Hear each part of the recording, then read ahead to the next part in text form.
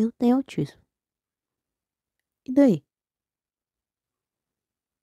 Por muito tempo, eu achei que eu era estranho perto de outras pessoas. Esquisito. Até mesmo errado. Mas com a entrega de um papel, tudo mudou. O mundo ganhou cor e parecia que eu finalmente poderia ser eu mesmo. Mas foi aí que eu descobri que eu não sabia quem eu era.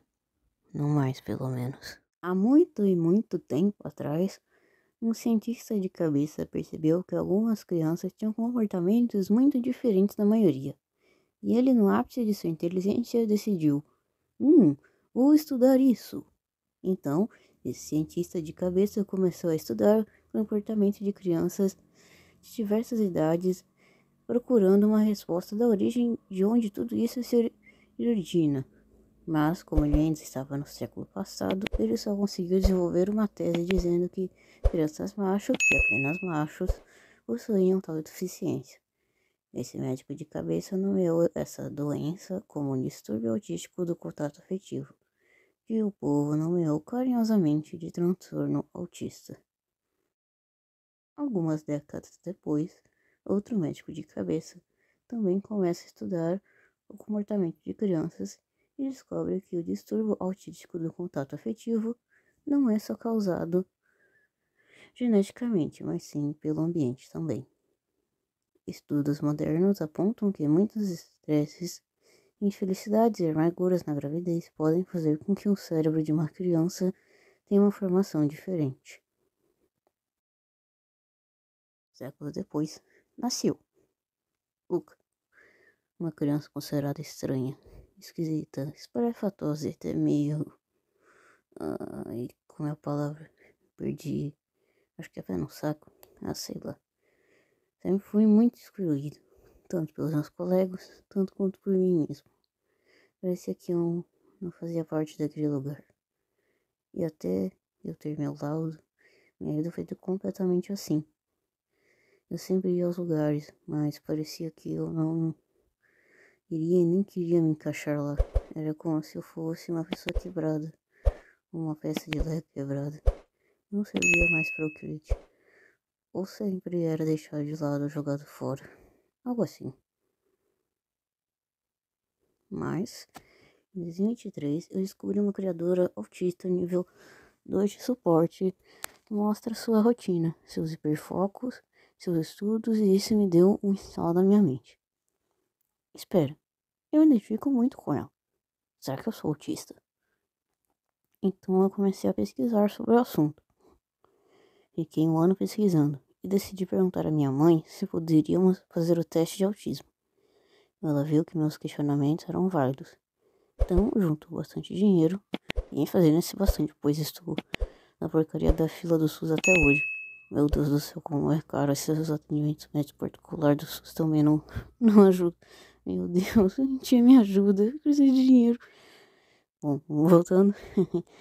E no começo deste ano, 2025, comecei a fazer os testes para ver se eu tinha o laudo positivo ou não. Finalmente terminei os testes, chegou o dia, o laudo estava pronto. Todos os médicos de cabeça conversaram e tinham feito meu laudo.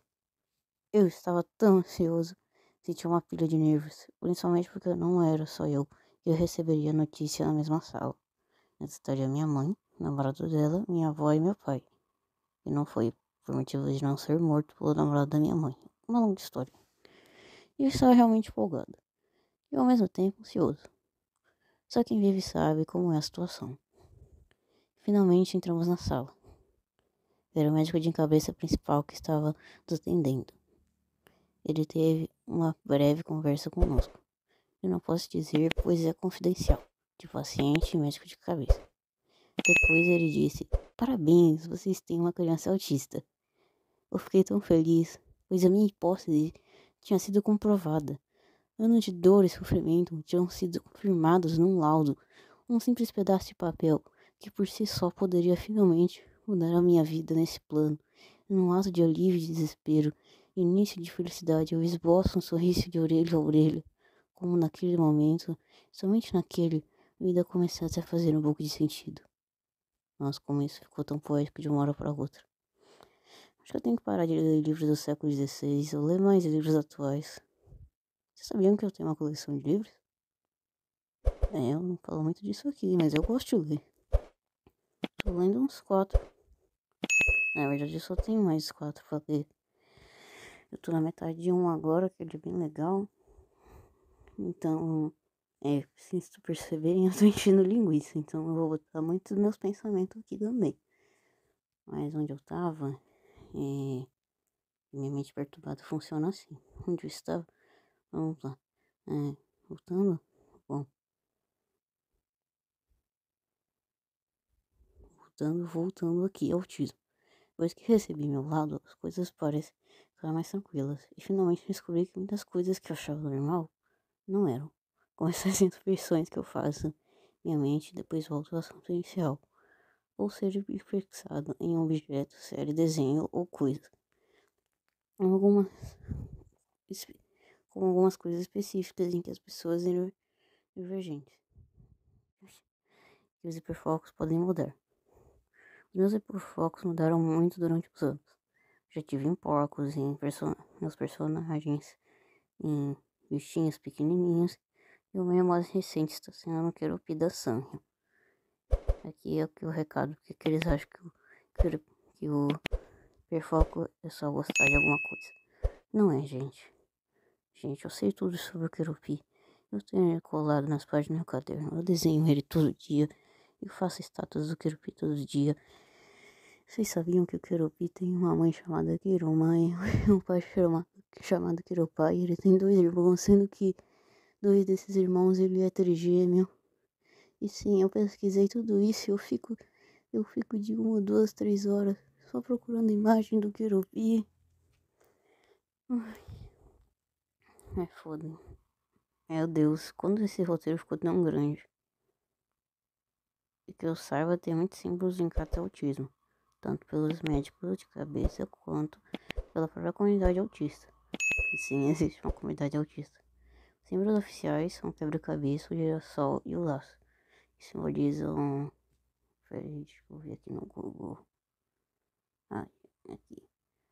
Bom, fita laço em forma de quebra-cabeça. Esse é o símbolo mais amplamente reconhecido e representado a complexidade do autismo, que engloba diversos subtipos e manifestações. A fita com peça de quebra-cabeça colorida simboliza diversidade dentro do aspecto. É importante reconhecer que cada pessoa autista é única. Ó, foda. Deixa eu ver. Símbolo do infinito. Arco-íris. No era one away. Esse símbolo representa a neurodiversidade, a diversidade de experiências e aceitação de diferentes formas de se pensar. Bonito. Eu descobri na minha pesquisa que um dos símbolos do autismo também é a cor azul. E daí, olha como a mente funciona. Isso me lembrou que a comunidade autista utiliza muito o Sonic como representação do autismo. E pelo que eu li, o azul é associado ao autismo por conta que na época que foi descoberto, ele era relacionado apenas a homens. Aí vocês sabem que atualmente ainda tem esse negócio de azul para homem, rosa para mulher. Mesmo que isso mude de século para século, lá no século XVI era inverso, mas isso não vem ao caso agora. Daí eu li mais, né? Pelo que eu li, o girassol é utilizado como símbolo de deficiências escondidas. E eu acho interessante, é um colar bonitinho. E tem um meme na comunidade autística na internet que o verde é considerado uma cor autística. Eu acho que teve um estudo falando sobre isso. Não me lembro direito. Eu tô por isso pesquisar. Esse roteiro tá ficando muito grande já. Mas se eu não estiver errado, que me corrijam aí, tá? Por favor. Então, pessoal, esse foi o vídeo. Eu espero que vocês tenham gostado. Lembrando que essa é só minha vivência com essa deficiência. Eu não tô aqui pra atacar ninguém. Tô testando modelos diferentes de vídeo. Edições novas. Espero que vocês tenham gostado. Deu bastante trabalho também. E um beijo e até a próxima.